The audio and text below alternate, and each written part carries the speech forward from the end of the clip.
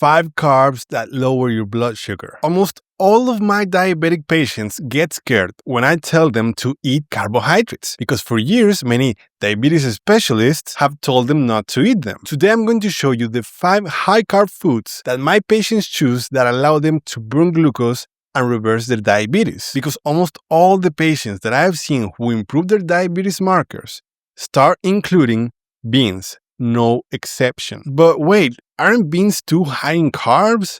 Yes and no. They're a complex carbohydrate. 1 cup of whole cooked beans has about 15 grams of fiber. To put that into perspective, the average American does not eat more than 15 grams of fiber in an entire day. Now, fiber is important because it slows down how glucose is released from the intestine into the bloodstream.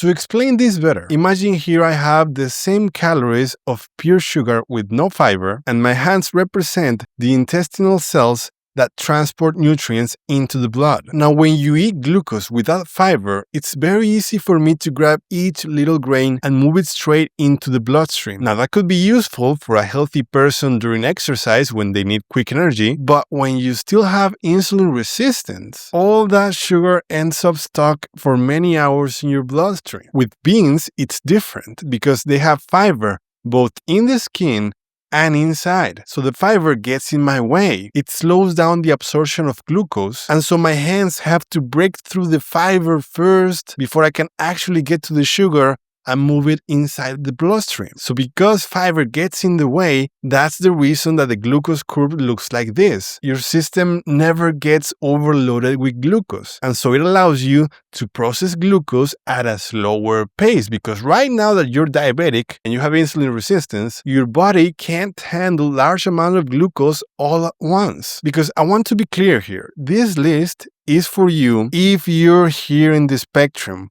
You're sick with type 2 diabetes, with insulin resistance that doesn't let you burn glucose, and it causes it to stay stuck in your blood. Because when you're healthy like I am, you can even eat ultra-processed simple sugar as long as it fits within my calorie budget. But in the meantime, while you're removing the fat inside the muscles, that's the blockage that prevents glucose from being burned, through a calorie deficit, that process can take many months. And so that's why fiber matters so much more at this stage than here. Now, talking about beans reminds me of one of the stories that I hear the most often. I actually heard it the other day from my patient Karen. Her doctor always told her that beans were terrible for her because they had too many carbs. A few months later, after joining my program, she went back with new lab results with lower fasting glucose, with much lower A1C, and she told him that she did it by eating beans. And he still got mad about it, because how could a doctor possibly be wrong, right? Now, as far as to how to eat beans, I usually recommend canned beans, just washing them in water to remove the extra sodium,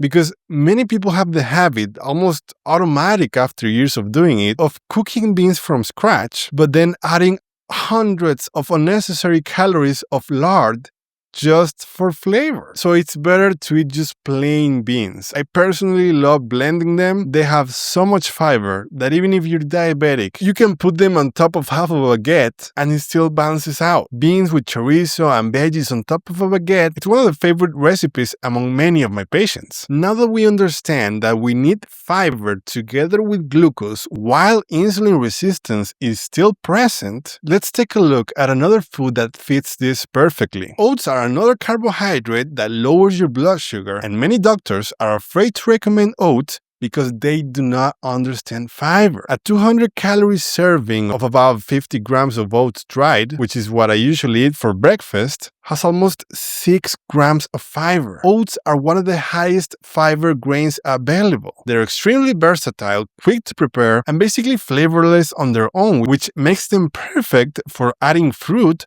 or protein on top. There are millions of oat recipes online. Just remember to measure them. Oats aren't calorie-free. Another high-carb food that lowers your blood sugar is whole wheat bread. Because for the same 200 calories as oats, which provide about 6 grams of fiber, whole wheat bread has around 5 grams, which is not bad. And I'm not talking about sourdough bread. I'm not talking about expensive frozen bread. No.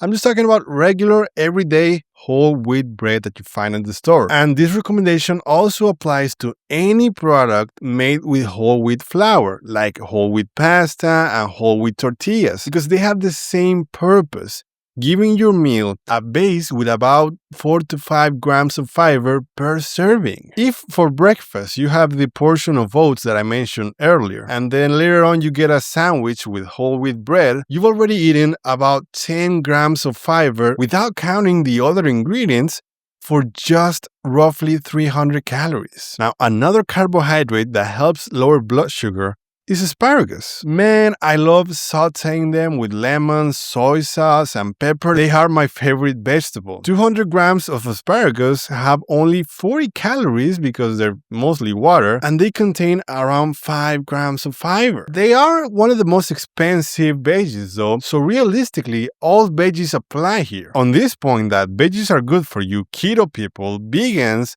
and realistic diet people like me all agree. The problem with vegetables is that when people hear me recommend fiber, they think vegetables alone are enough. But 200 grams of asparagus are a lot. Most people would eat closer to just 100 grams per serving, which is again only about 2 grams of fiber. So even if you eat 100 grams of vegetables at all 3 meals of your day, you're only getting around 5 to 6 grams of fiber total, the same amount you'd get from a small 50-gram serving of oats. That's why legumes and whole grains are so important and why I tell you not to eliminate them. Trust me, I have real-world proof of people eating them daily in large amounts and reversing their diabetes. Now, I'm going to contradict everything that I've said so far in this video with this next carbohydrate, which are bananas. Out of all the fruits there are, 100 grams of banana give you about 90 calories and only 1.7 grams of fiber. It's not a lot. And so if a diabetic ate just 5 bananas by themselves, yes, they'll probably get a big spike of sugar. So then why do I include bananas on this list? Well, because I want you to learn this lesson. Please stop searching for foods for diabetes because you don't eat foods. You eat meals. I use bananas in my recipes because they are a universally accepted flavor. So if I slice 40 grams of banana on top of my high fiber oats, the oats have so much fiber that they compensate for the banana.